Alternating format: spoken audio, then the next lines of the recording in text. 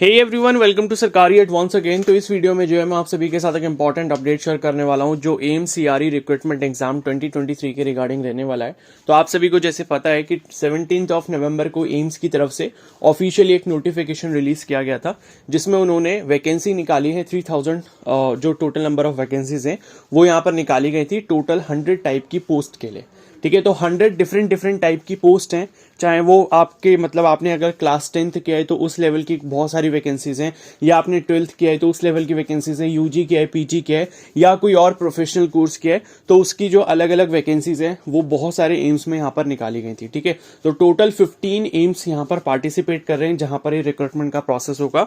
तो यहाँ पर इंपॉर्टेंट इन्फॉर्मेशन ये है कि इसकी जो लास्ट डेट है अप्लाई करने की वो 1 दिसंबर 2023 है।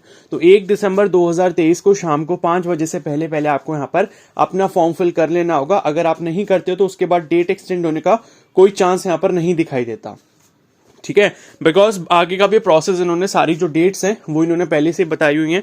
जैसे कि इसका जो एडमिट कार्ड है वो आपका 12 दिसंबर को आ जाएगा और उसके बाद एग्जाम डेट जो है वो आपकी 18 और 20 दिसंबर को होगी। ठीक है, तो यहां पर जो है जिसने अभी तक फॉर्म नहीं फिल करा, पहली चीज तो ये है कि वो फॉर्म फिल कर लें। अगर आपको इसके बारे में ऑलरेडी कुछ भी नहीं पता है अभी तक कि कौन कौन सी टाइप की पोस्ट है, किसके लिए आप अप्लाई कर सकते हो, क्या क्या हर पोस्ट के लिए एलिजिबिलिटी है, तो टोटल 100 टाइप की 100 टाइप की यहाँ पर पोस्ट है जिसपे टोटल नंबर ऑफ वैकेंसीज 3000 है।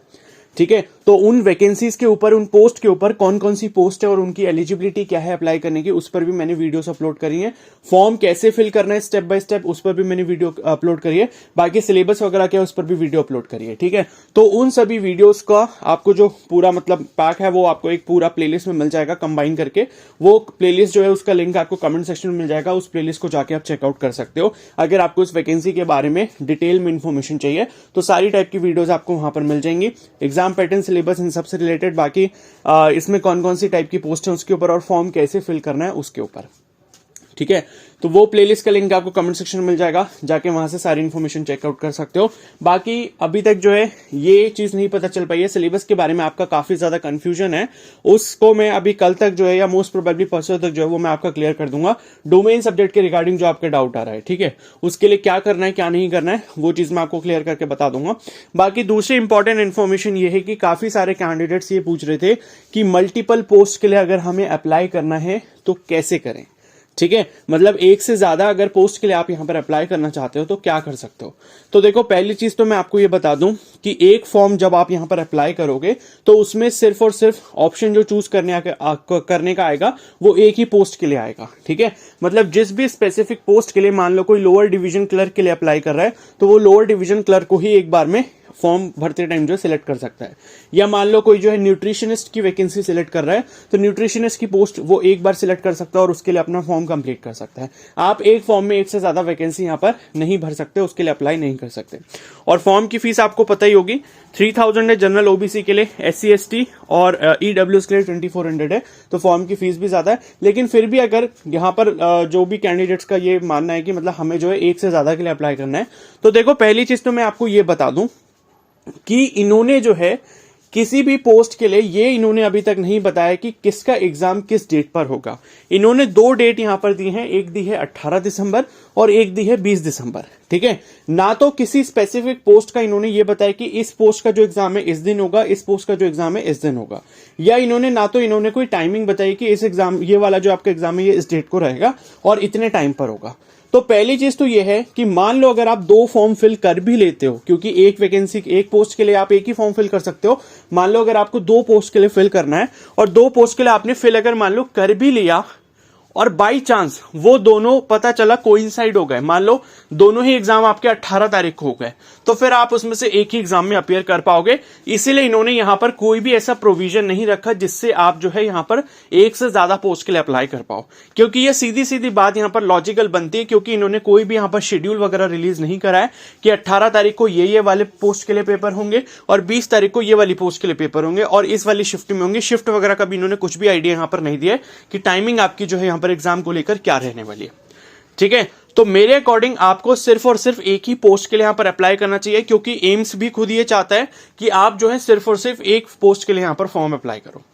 अगर वो ये बोलते हैं कि अगर जो है मान लो आप एक से ज्यादा कर सकते हो अप्लाई, तो वो या तो आपका ये जो मतलब आपको क्या बोलते हैं मतलब इस चीज के लिए जो आपको सोल्यूशन है ये आपको वो एक फॉर्म में ही दे देते, एक से ज्यादा पोस्ट सेलेक्ट करने का वो उन्होंने दिया नहीं। अब दूसरी चीज ये है कि अगर मान लो एक पोस्ट के लिए एक ही फॉर्म फिल करना था तो ये क्या करते हैं, स्पेसिफिकली हर पोस्ट की एग्जाम का डेट बता देते कि ये वाली पोस्ट के जो एग्जाम है वो इस तारीख को होंगे, इतने बजे से इतने बजे के बीच में, और इस वाली पोस्ट के जो एग्जाम है वो इतने से इतने बजे के बीच में होंगे, इतनी तारीख को।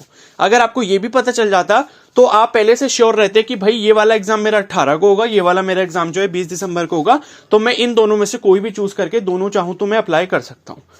ठीक है, तो अल्टीमेटली यहां पर इसका देखो समरी ये है कि आप एक से ज्यादा पोस्ट के लिए अप्लाई कर ही नहीं सकते हो, क्योंकि आपको पता ही नहीं है कि भाई दोनों एग्जाम मेरे सेम डेट पर होंगे या अलग अलग दिन पर होंगे।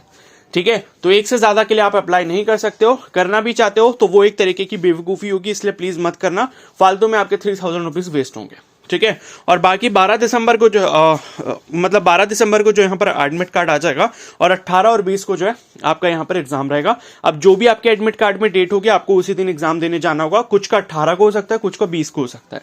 टोटल 90 मिनट्स का पेपर ये रहेगा। 45 मिनट्स के 2 पेपर रहने वाले हैं, एक जनरल वाला रहेगा और एक आपका सब्जेक्ट रिलेटेड रहेगा, डोमेन वाला। ठीक है, तो ये सारी चीजें हैं आपकी। तो मैं आपको एक चीज यहां पर और क्लियर कर दूं कि भाई 1 दिसंबर शाम को 5 बजे तक जो है आप यहां पर फॉर्म के लिए रजिस्ट्रेशन कर सकते हो। जो कर लेगा उसका ठीक है। और काफी सारे कैंडिडेट्स को पेमेंट रिगार्डिंग भी काफी ज्यादा प्रॉब्लम आ रही है। पेमेंट के ऊपर भी मैंने देखो आपको, जब मैंने एप्लीकेशन फॉर्म की वीडियो अपलोड करी थी तो मैंने आपको पहले ही उसमें क्लियर करा था कि पेमेंट जब भी आप कर रहे हो तो प्लीज आप जो है यूपीआई वगैरह इस्तेमाल बिल्कुल मत करना। यूपीआई में सबसे ज्यादा पेमेंट फेल होने के चांसेस होते हैं।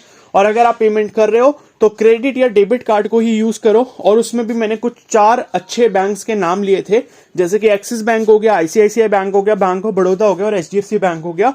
ये टॉप मोस्ट बैंक है जिनके पेमेंट सक्सेस रेट काफी हाई हैं। ठीक है, तो यहां पर पेमेंट फेल होने के चांसेस बहुत ही नेग्लिजिबल रहते हैं। तो इन 4 में से कोई भी बैंक आप डेबिट कार्ड या क्रेडिट कार्ड अरेंज कर लो, चाहे अपने फ्रेंड से करो, चाहे किसी साइबर कैफे वाले के पास मिल जाए, जो भी होता है उससे आप ये पेमेंट करवाओ। ठीक है, और पेमेंट अगर फिर भी नहीं हो रही, फिर भी अगर कुछ आपको टेक्निकल इश्यू आ रहा है पेमेंट गेटवे में, तो वहां पर जब आप पेमेंट के पेज पे पहुंचते हो तो वहां पर आपको 2 ऑप्शन दिखाई देते हैं। एक पे लिखा होता है ऑनलाइन पेमेंट और एक नीचे वो pay.gov.in इस तरीके का लिखा हुआ आएगा। तो आपको ऑनलाइन पेमेंट वाला जो गेटवे है उस पर क्लिक करके आपको पेमेंट के लिए आगे प्रोसीड करना है। ठीक है, और फिर भी आपको इश्यू आता है तो मेरा आपके लिए सजेशन ये है कि आप जो है लेट नाइट पेमेंट करें, मतलब 12-1 बजे के बाद अगर आप पेमेंट कर लेंगे तो बहुत अच्छा रहेगा, क्योंकि उस टाइम पे वेबसाइट पे ट्रैफिक काफी कम हो जाता है।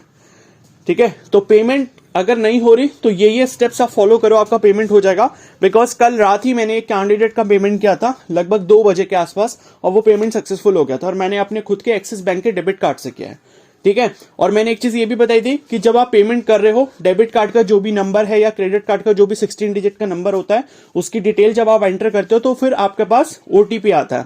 ओटीपी जब आप डालोगे, ठीक है, ओटीपी जब आप डालोगे वहां पे पेमेंट पेज पे लिखकर आ जाएगा कि भाई आपका सक्सेस हो गया पेमेंट। आप प्लीज उस पेज को बैक या रिफ्रेश तब तक मत करना जब तक वो खुद से ना हो जाए। उसमें देखने नीचे लिखकर भी आता है कि आप जो है पेमेंट मतलब ये पीछे जा सकते हो अपने आप से होम पेज पे, लेकिन उसमें जाना नहीं है। कई बार उससे भी फेल हो जाता है। ठीक है, अपडेट नहीं हो पाता पेमेंट। तो क्या होता है, आपको 10 सेकंड का वेट करना होता है। वहां पर नीचे लिखा भी होता है कि wait for 10 seconds to redirect to the main page. ठीक है, इस तरीके से लिखकर आ रहा होगा, ऑटोमेटिकली रीडायरेक्ट आप हो जाओगे।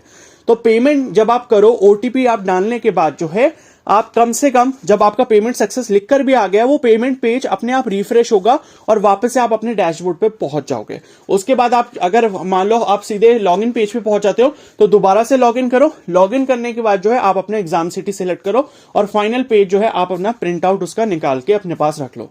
तो एप्लीकेशन फॉर्म का प्रिंट आउट भी निकाल के रख लेना, आगे भी ये डॉक्यूमेंट वेरिफिकेशन के टाइम पे वो लोग मांग सकते हैं।